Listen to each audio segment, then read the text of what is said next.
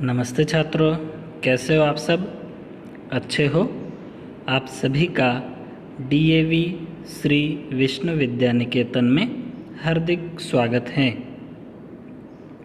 मेरा नाम टी संतोष, कक्षा 7वीं, विषय हिंदी। और आज का जो अपना पाठ है वो है आसमान गिरा। यह एक बहुत ही मज़ेदार कहानी है। आज जो हम पढ़ने वाले हैं उसका नाम है आसमान गिरा। तो आइए शुरुआत करते हैं कहानी की। पहले सोचो और बोलो, चित्र को ध्यान से देखो और बाद में जब आपसे पूछा जाए कि आपको चित्र में क्या क्या दिखाई देता है तो बताना है। इसलिए चित्र को ध्यान से देखिए पहले। अच्छा, तो अब देखिए, पहला प्रश्न चित्र पे आधारित है। चित्र में क्या क्या दिखाई दे रहा है तो ध्यान से देखिए और बताइए। तो चित्र में शेर, खरगोश, कुआं, पत्थर, पेड़, पानी आदि दिखाई दे रहा है। अगला प्रश्न देखिए, शेर कुएं में देखकर क्या सोच रहा होगा? तो उत्तर, शेर कुएं में देखकर सोच रहा होगा कि यह दूसरा शेर कहाँ से आ गया, क्योंकि एक जंगल में एक ही राजा और एक ही शेर रहता है जो राजा होता है।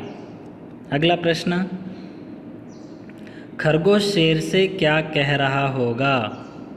तो खरगोश शेर से यही कह रहा होगा, देखो शेर जी देखो, यह तुम्हारी नकल कर हंसी उड़ा रहा है और मजाक कर रहा है, और यह इस कुएं में छिपा हुआ है जो इस जंगल में आना चाहता है।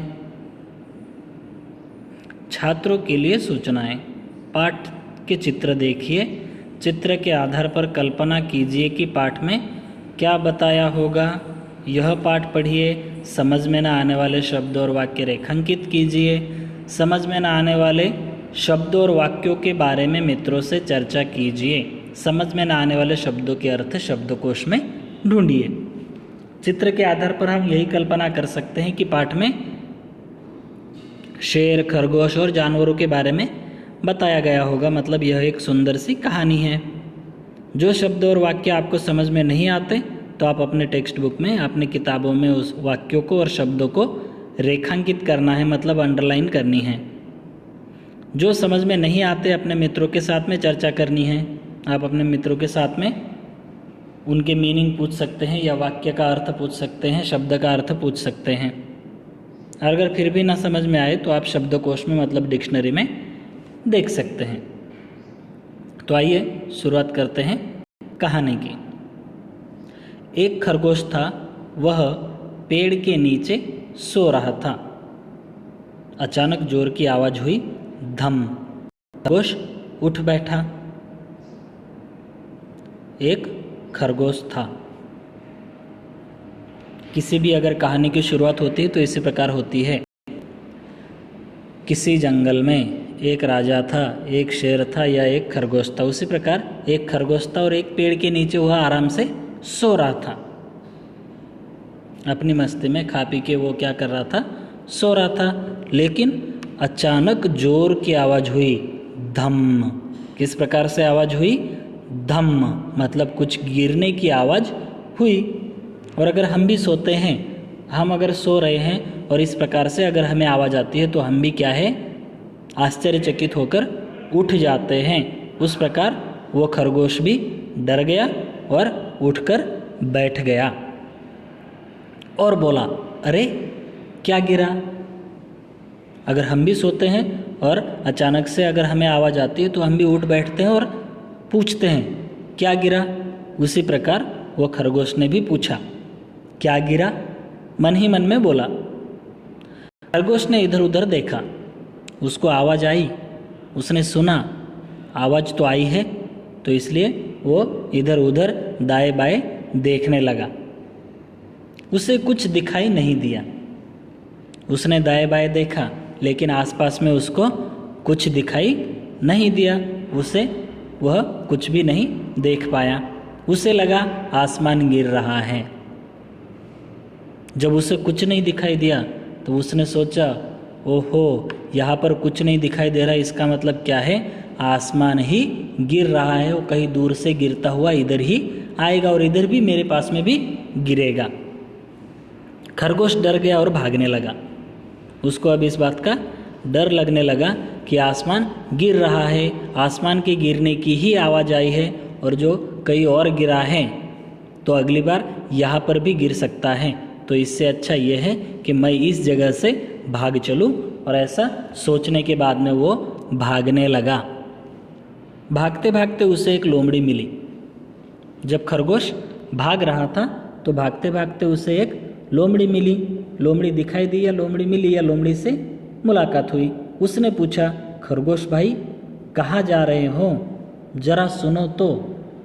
जो लोमड़ी है, लोमड़ी ने देखा कि खरगोश भागते हुए जा रहे हैं, क्या हुआ, कुछ प्रॉब्लम है या मुसीबत है, क्या है, इसलिए उसने पूछा कि खरगोश भाई कहाँ जा रहे हो, जरा सुनो तो, 1 मिनट रुको और मेरी बात सुनो तो, कहाँ जा रहे हो, मुझे बताओ तो, क्यों भाग रहे हो या क्या हुआ है, तुम इतने तेज भाग रहे हो, उसका कारण क्या है, सुनो तो। लेकिन खरगोश नहीं रुका और भागते भागते बोला, आसमान गिर रहा है। खरगोश रुका नहीं और भागते भागते ही बोला, अरे आसमान गिर रहा है, भागो भागो, जल्दी भागो। वो जहाँ से मैं भागते हुए आ रहा हूँ वहाँ पर आसमान गिर रहा है और यही कारण है कि मैं जान बचाकर भाग रहा हूँ। अगर तुम्हें भी अपनी जान बचानी है तो तुम भी भागो और रोको नहीं, जल्दी भागो, जल्दी करो, भागो। इस प्रकार खरगोश क्या है, लोमड़ी को बताने लगा। लोमड़ी भी भागने लगी। जब लोमड़ी ने सुना कि खरगोश ने बताया कि आसमान गिर रहा है, तो इसका मतलब बात सच है, इसलिए तो खरगोश भाग रहा है। तो इसलिए लोमड़ी ने सुना तो लोमड़ी भी भागने लगी। आगे जाकर उन्हें एक भालू मिला। जब खरगोश और लोमड़ी दोनों भाग रहे थे तो ऐसे भागते भागते उन्हें एक भालू मिला। भालू दिखाई दिया। भालू बोला, ठहरो ठहरो, कहाँ भागे जा रहे हो।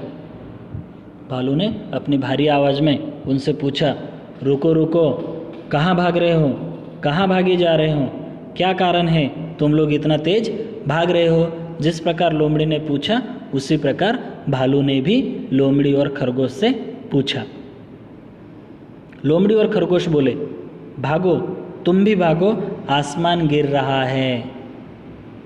पहले खरगोश ने कहा, लोमड़ी ने सुना, लोमड़ी भागने लगी और इस बार खरगोश और लोमड़ी दोनों कहा, भालू से कहा कि तुम भी भागो। हम क्यों भाग रहे हैं, क्योंकि आसमान गिर रहा है और हम अपनी जान बचाना चाहते हैं, इसलिए भाग रहे हैं। तो आसमान गिर रहा है तो तुम भी भागो। भालू भी उनके साथ भागने लगा। जब भालू ने सुना कि आसमान गिर रहा है, ओहो, उसको भी डर लग गया और वो भी उनके साथ में, लोमड़ी और खरगोश के साथ में भागने लगा। खरगोश, लोमड़ी और भालू भागते भागते एक हाथी के पास से निकले। अब ये क्या हुआ, पहले खरगोश भाग रहा था, खरगोश ने लोमड़ी को बताया, लोमड़ी भी भागने लगी और दोनों ने भालू को बताया तो भालू भी उनके साथ में भागने लगा। जब ये तीनों भाग रहे थे तो भागते भागते किसके पास से निकले, हाथी के पास से। उधर एक हाथी था, उसके पास से ये लोग गुजर रहे थे। तो हाथी, अरे सब क्यों भागे जा रहे हो, ठहरो, कुछ बताओ तो। हाथी ने उनसे पूछा, तुम तीनों इतने जोर से भाग रहे हो, इतनी तेज गति से भाग रहे हो, क्या हुआ, क्या कारण है, कहाँ जा रहे हो, क्या कुछ दिक्कत है, कुछ मुसीबत है, थोड़ी देर रुको, कुछ ठहरो, रुको और बताओ तो, हमें विस्तार से बताओ कि क्या हुआ है, तुम भागे जा रहे हो, इसका कारण क्या है। इस प्रकार हाथी ने उन लोमड़ी, खरगोश और भालू से पूछा। तो इस भाग में बस इतना ही। इसी कहानी को हम पूरा करेंगे अगले भाग में। मिलते हैं अगले भाग में, तब तक के लिए धन्यवाद।